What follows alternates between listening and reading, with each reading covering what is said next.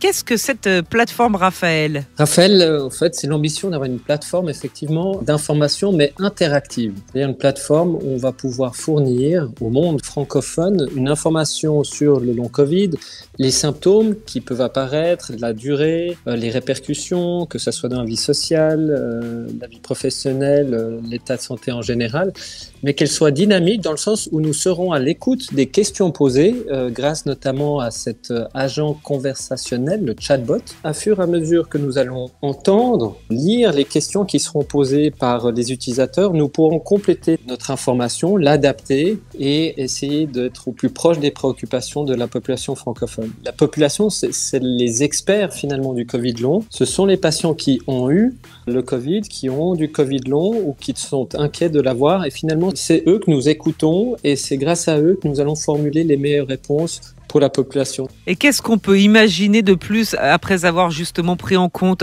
les symptômes recensés par la population même ? Alors typiquement les traitements, vous savez que le temps des évidences scientifiques est très lent.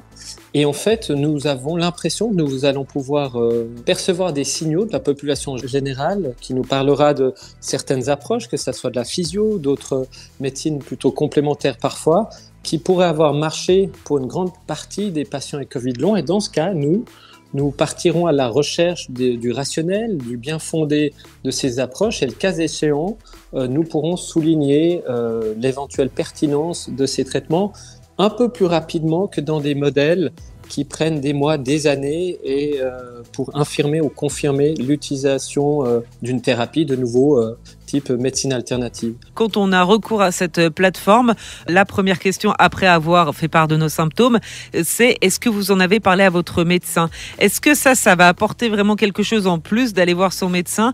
C'est la première ligne essentielle pour tous les patients, c'est de garder en première ligne le contact avec un médecin qui connaîtra toujours mieux l'utilisateur que nous, malgré tous nos efforts.